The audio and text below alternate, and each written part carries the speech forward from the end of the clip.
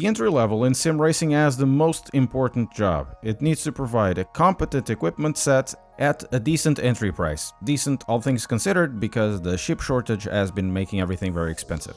They need to provide all the features, like force feedback, a good deal of buttons, console compatibility, and a decent enough set that lasts for years. And with that in mind, let's look at the Logitech G923 and the Thrustmaster T248. As for the disclaimer, the G923 was sent by Logitech and the T248 was sent by Race Anywhere, a company I'm affiliated with. As both of them over around 300 pounds, 350 euros or $400, depending on the time of year and availability, let's find out which could be the better choice for you. Both bundles offer a very similar set of features. A force feedback wheel with the familiar PlayStation layout, a wheel rim with 28 cm, a set of pedals with a clutch, though their similarities end here because their philosophies are quite different. The two wheels' construction are quite different. In terms of the wheel itself, the wheel of G923, it's really good to handle. It has this nice leather effect. The buttons ergonomics are okay. The buttons clickiness are also okay, even though I don't like these 4 buttons over here. But in terms of usability, I think it's fantastic. The wheelbase itself, though, it needs an upgrade or an update for near future. I don't like this routing system. It's too much on the back and it requires to go around and go through these channels, and this becomes quite annoying. The T248, on the other hand, completely different design. It feels more modern, even though the plastics are not as good to feel on the hand as the G923.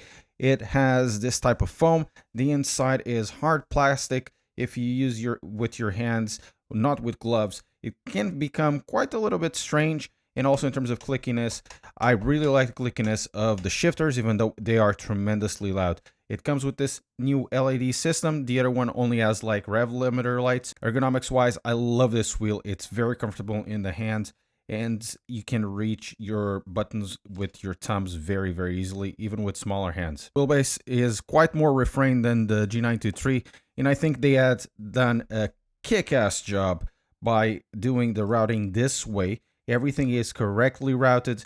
You don't need to bend the cables too much, and it's super easy to attach the cables that you want, and it comes with a handy-dandy USB-C connector. With the pedals, Logitech keeps reusing the old hardware. They do small updates, small increments of quality. This pedal is not an exception, but it's once again a very classic model from Logitech. The pedal rates are very light on the throttle, very light on the clutch, and it's surprisingly good on the brake. It does have a very nice progressive feel. I would say the pedal set is inferior to the T3PMs, except in one place, is that you can use these on the carpet, because there's this like carpet grabber unit over here that makes it very easy to use on a carpet. As for the Thrustmaster set, the T3PMs, this is basically a TLCM reused in lower quality to, you know, save some costs. Not everything is metal, but I'm in love with these pedals. These are really good. It's a very well designed pedal set, even for a more affordable price point. The rates are somewhat similar, but the throw is a little bit bigger, a little heavier on the clutch, though it's here on the brake that you can have a bit of an upgrade. There comes an extra spring in the package, and which you can change. You can also remove the bumper, of course. This pedal set, in my opinion, is by leaps and bounds better than the Logitech's. The Logitech wheel is essentially the same wheel released in 2006 with the G25, but every single iteration, it improves somewhat the experience. The G923, of course, will be no different. There is the addition of True Force that will give you a lot of interesting effects on the games that use it, but where this wheel shines, besides on a very smooth drive for at least a cogged wheel in comparison even to the T248, is how well the effects on the wheel are felt, even without True Force, because not every single title uses it. It just feels super sharp, super well detailed. They are fast, they are crisp, they're well felt, and I think they're very well balanced on the wheel. Going over this car, for example, you just feel it, and you feel what the front of the car is doing, you feel what the rear of the car is doing. It's quite easy to balance the car, though, because this wheel is indeed 15 years old, The main issue that it's been having, at least compared to new wheels that have been launching for the same price or just slightly a bit above, is that it loses a bit on force, which can make it a little bit of difficult for example, in drifting or in rally. But I think in terms of what is needed in a wheel, in terms of force feedback effects, this wheel does it exceptionally well. And I'm still surprised of how smooth this drive is, even if you were talking about a cogged system in a 15 or so years old equipment. The T248, on the other hand, it's obvious from the moment you put your hands in it of how much stronger it is compared to the G923. It has ballpark figures, at least on my hands, about twice as much as torque, so it will be running between 3 and 4 Newton meters on the ballpark of that, I believe. It feels like that, maybe a little bit less. It still has a lot of the details. It definitely feels dampened. It feels that the wheel is tighter, harder to move because of the dampening. It's not just the force you put into it, but also the dampening that the wheel comes in against you. Even if you remove the dynamic dampening or lower the dampening on Assetto Corsa Competizione, the effects are also super sharp, not as much as the G923.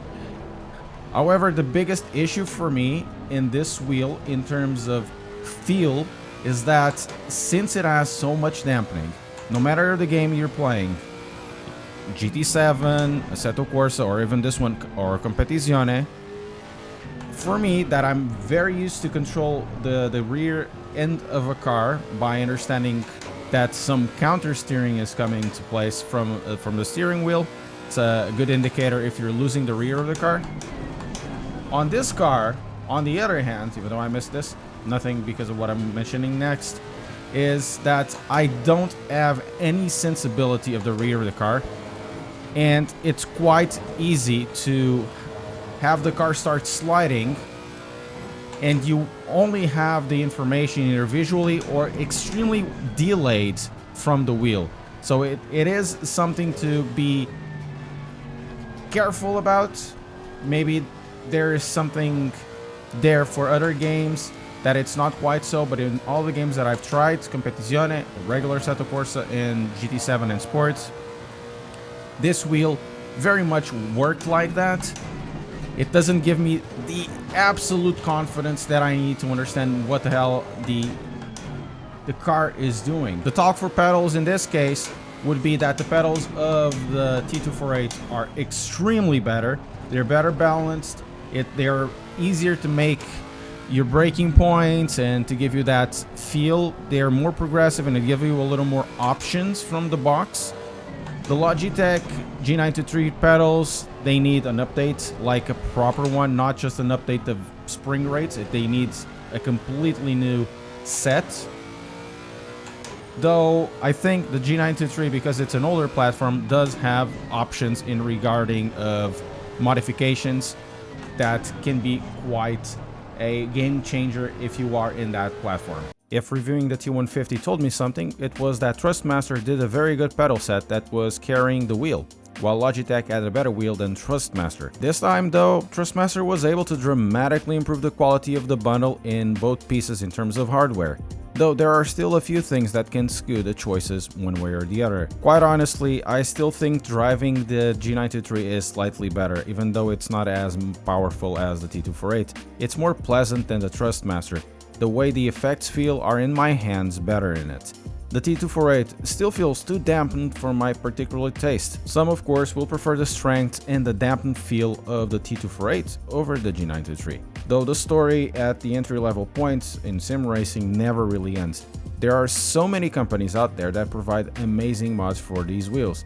In the case of the Logitech family, there are more, much due to the fact that the overall design hasn't changed at all much since 2006. In that sense, with the addition of the AXC mod for the brake, in this case for the Logitech, things dramatically change if you want to spend money the modding way.